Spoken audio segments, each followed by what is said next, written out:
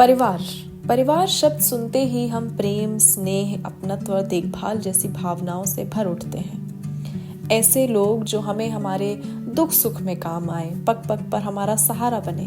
पर क्या ऐसी भावना आपको आपके दोस्त नहीं देते? तो क्या दोस्त भी परिवार का ही हिस्सा है?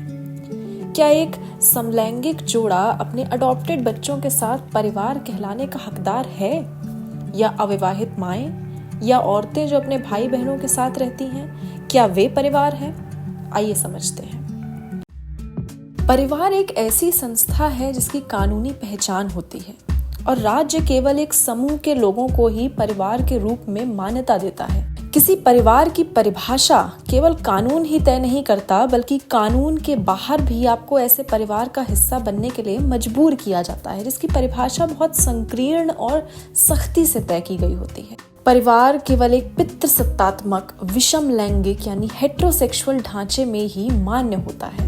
एक आदमी, उसकी पत्नी और उसके बच्चे। 1984 में दिल्ली हाईकोर्ट ने एक निर्णय में कहा कि इंडियन फंडामेंटल राइट्स परिवार में लागू नहीं होते, और जज एकदम सही थे, क्योंकि परिवार में इक्वालिटी नहीं होती। अगर परिवार में हर कोई स्वतंत्र और समान नागरिक के रूप में देखा जाने लगा तो वो परिवार ही नहीं बचेगा। परिवार में आदमी का कद औरत से ऊपर होना नियम है। हालांकि 1999 का Geeta Hariharan versus Reserve Bank of India case में सुप्रीम कोर्ट ने साफ साफ कहा कि माँ भी इक्वल गार्जियन होती है, और ये सोच कि पिता ही नेचुरल गार्जियन है कॉन्स्टिट्यूशनल इक्वालिटी के विरुद्ध है।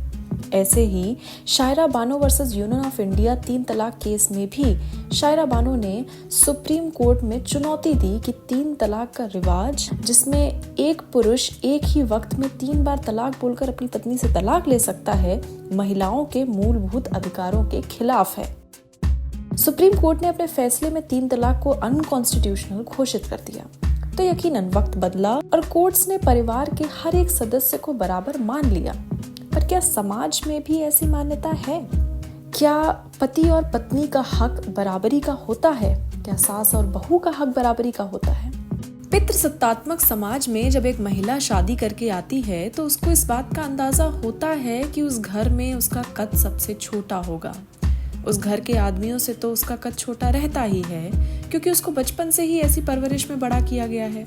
यहाँ तक कि उसका कद घर के अन्य सदस्यों से भी छोटा होता है, जिसके कारण पावर का संघर्ष पति पत्नी के बीच अक्सर नहीं रहता। पर वो संघर्ष हमें सास बहू या देवरानी जेठानी या नंद भाभी में दिखता है, क्योंकि वहां पर मामला बराबरी का है और इसलिए कौन किस पर अपनी सत्ता जमाएगा ये तय नहीं हो पाता। ऐसे में सवाल उठता है कि नारीवाद के दृष्टिकोण से परिवार कैसा होना चाहिए?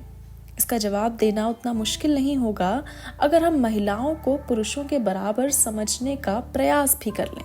ऐसा परिवार जहां पति पत्नी मिलकर एक निष्कर्ष पर पहुंचते हों और जहां जेंडर ये निश्चित नहीं करे कि किसका क्या काम होगा, बल्कि व्यक्ति की स्ट्रेंथ या वीकनेस से ये तय हो कि वो क्या काम करेंगे। पति या पत्नी में से कभी पति को लीड करना होगा तो कभी पत्नी को। जैसे ऑफिस में भी एक टीम में 6-7 लोग काम करते हैं एक गोल की तरफ, बिल्कुल वैसे ही।